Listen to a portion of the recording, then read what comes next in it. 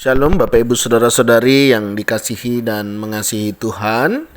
Kita bersyukur hari ini Tuhan boleh memberkati kita. Mari sebelum kita membaca dan merenungkan firman Tuhan, kita berdoa. Tuhan, terima kasih, kami bersyukur hari ini Engkau boleh memberkati kami sekali lagi. Terima kasih ya Tuhan untuk kasih setiamu, kemurahan-Mu, belas kasihan-Mu. Terima kasih Tuhan. Sebentar kami akan membaca merenungkan firman-Mu. Berfirmanlah dan biarlah kami mengerti apa yang menjadi kehendak-Mu di dalam hidup kami. Kami berdoa ya Tuhan di dalam nama Tuhan Yesus Kristus. Haleluya. Amin. Ayat bacaan kita hari ini terambil dari kitab Keluaran pasalnya yang ke-25. Ayat yang pertama hingga ayatnya yang ke-9. Saya akan membacakan ayat kedua, 8 dan 9. Katakanlah kepada orang Israel, supaya mereka memungut bagiku persembahan khusus. Dan setiap orang yang terdorong hatinya, haruslah kamu pungut persembahan khusus kepadaku itu. Kemudian ayat 8 dan 9, dan mereka harus membuat tempat kudus bagiku, supaya aku akan diam di tengah-tengah mereka. Menurut segala apa yang kutunjukkan kepadamu, sebagai contoh, kemah suci dan sebagai contoh segala perabotannya, demikianlah harus kamu membuatnya. Amin. Demikianlah firman Tuhan, mari kita merenungkannya. Bapak Ibu Saudara, berbicara tentang persembahan, saya berpikir setiap kita sudah tidak asing lagi ya. Karena berbicara tentang persembahan, kita sebagai umat Kristen ya, anak-anak Tuhan sudah tahu, sudah paham. Nah, bagaimana kita memberi persembahan. Tetapi walaupun demikian, saya masih sering mendapati begitu ya. Ada beberapa orang terkadang masih sering membahas tentang persembahan. Satu contoh, satu kali ya, ada orang yang bertanya, "Pak, apakah kita masih perlu memberikan persembahan?" Gitu ya. Kenapa? Saya bilang, lah iya, ini kan gerejanya udah besar. Kemungkinan kan juga uangnya sudah banyak. Nah, bagaimana kalau misalnya persembahannya ini dialihkan ke yang lainnya? Begitu. Nah, mungkin Bapak Ibu juga pernah mendengar pertanyaan ini atau mungkin pernah juga mempertanyakan ya hal-hal demikian. Nah, yang pertama, Bapak Ibu Saudara, bayangkan jika nantinya semua orang berprinsip demikian. Oh iya, gerejanya udah besar gitu ya. Jadi kita sepertinya tidak perlu memberikan persembahan. Bayangkan kalau semuanya berpikir demikian, apa yang terjadi? Ya, kita sudah tahu ya kira-kira apa yang akan terjadi ke depannya. Nah, berbicara tentang memberi persembahan bukan masalah gerejanya sudah besar, gerejanya sudah ada, gerejanya sudah banyak uangnya. Tidak, Bapak Ibu Saudara ya. Tetapi ini menjadi satu bagian di dalam kehidupan kita. Yang pertama, kita harus memastikan bahwa gereja di mana kita beribadah misalnya ya, itu memang mengelola keuangan dengan baik. Ya, jika mereka mengelola keuangan mereka dengan baik, nggak masalah ya. Itu tetap kita perlu ambil bagian di dalamnya ya. Kita bisa mendukung di dalamnya karena kita percaya pengelolaannya baik ya, disalurkan dengan tepat begitu ya, sesuai dengan manfaatnya. Itu tidak masalah ya. Sehingga memang Tuhan boleh memberkati ya pekerjaan ini. Yang kedua, kita juga melihat ya bagaimana kesadaran dari kita itu penting.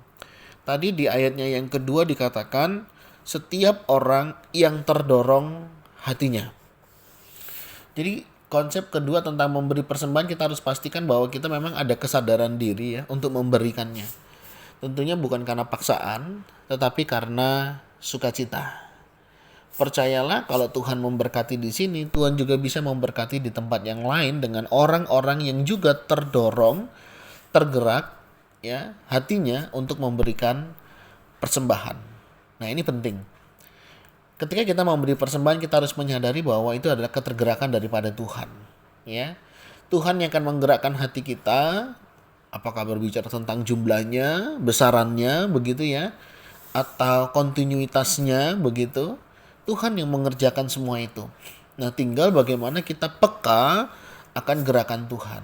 Apakah misalnya dengan saya memberi sekian, dengan jangka waktu sekian, ya, itu kan dibutuhkan kepekaan daripada Tuhan, ya. Sehingga kita menyadari apa yang kita berikan adalah ini yang Tuhan kehendaki. Di sini memang Tuhan memberi beberapa contoh persembahan khusus ya pada zaman itu. Misalnya emas, perak, tembaga, kain ungu tua, kain ungu muda, kain kirmisi, dan halus, bulu kambing, dan lain sebagainya. Memang disesuaikan dengan kebutuhan yang ada. Begitu ya. Apa yang kita punya, apa yang kita miliki. Begitu. Dan ini menjadi gambaran bagaimana persembahan itu boleh diberikan. Nah, pelajarannya bagi kita, ayo kita berikan persembahan itu dengan semangatnya gini saudara. Karena Tuhan mengingatkan kita ya, sehingga kita terdorong. Tuhan sudah memberkati kita, begitu ya. Ya, ini menjadi bagian kita mengembalikan apa yang menjadi bagian Tuhan. Begitu.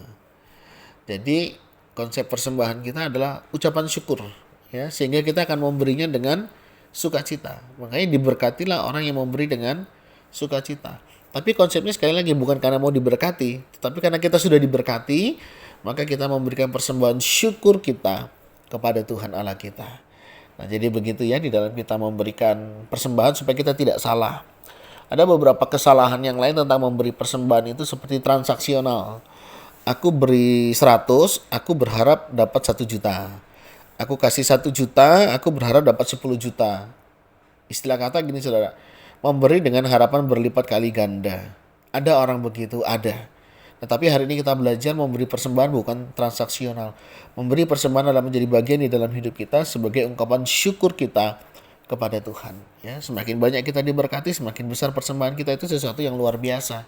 Saudara senang semakin memberi yang terbaik, semakin besar, ya karena kapasitas saudara diperbesar. Ya, jadi ini menjadi perhatian bagi kita, bagaimana kita memberi persembahan dalam hidup kita. Hidup kita milik Tuhan ya. Kita serahkan juga kepada Tuhan.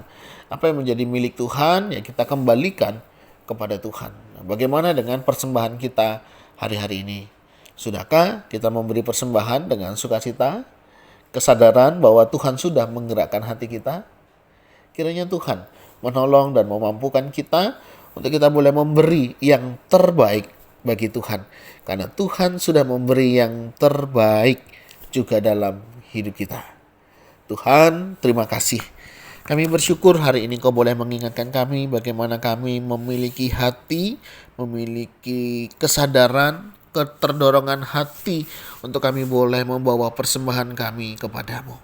Bersyukur hari ini hari Minggu jadi satu kesempatan untuk kami boleh datang membawa bukan hanya hidup kami tetapi juga seluruh kehidupan kami kepada Tuhan, termasuk di dalamnya adalah persembahan sebagai wujud nyata kami kepada Tuhan.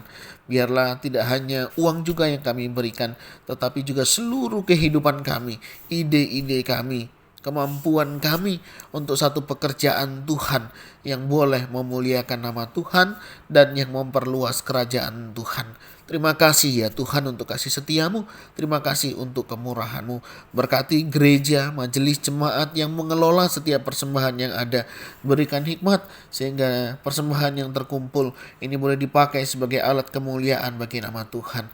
Berkati juga setiap tangan-tangan yang sudah menyediakannya, menyiapkannya dan yang menjadi salurannya. Tuhan berkati dan biar setiap kami juga boleh senantiasa belajar memberi yang terbaik. Ajar kami tetap percaya bahwa Tuhan yang memelihara dan memberkati kehidupan kami. Terima kasih Tuhan, terima kasih. Kami mau serahkan hidup kami selanjutnya ke dalam tangan-Mu. Di dalam nama Tuhan Yesus Kristus, haleluya, amin. Bapak Ibu Saudara, demikianlah renungan kita hari ini. Kiranya Tuhan Yesus memberkati kita sekalian. Shalom.